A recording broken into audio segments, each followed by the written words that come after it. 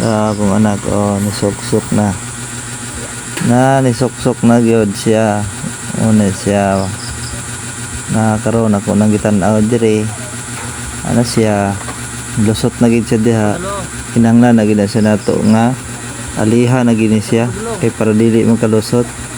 Bisan pag unsaon ni siya mangita siya pamaagi. So karong gibuhat na nagputol kog tabas kog kahoy. No, gipino-pino din pagkaman ako na siyang bana lang para dali ra total kay iya ra man ang riyas-riyas sa portahan.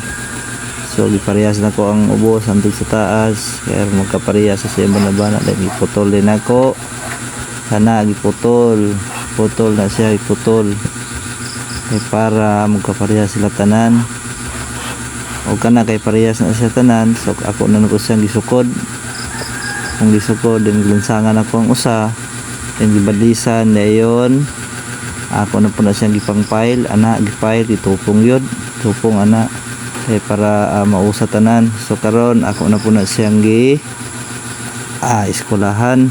So iskulahan na to na no. So ato iskulahan siya kana karon magtupong ang iyang paglansang karon di siya mabuak. So kana gitupong siya.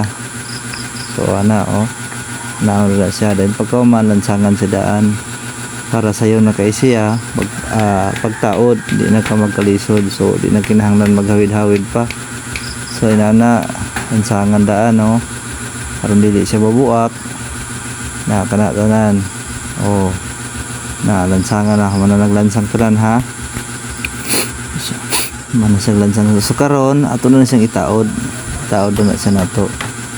So itaw na to kontrahan to usa ka martilyo para dili na siya mag-bounce kana siya kilukdok sunod pagkahuman ana dukdok yun kana sige pantak sige pantak na manang din po siya gilid pikas na pod sige pantak na pod manang siya na dukdok haron mahuman sa tanan na so karon wow na tanan niya di na sa kalusot ang bata ani di na sa kalusot. So salamat kayo.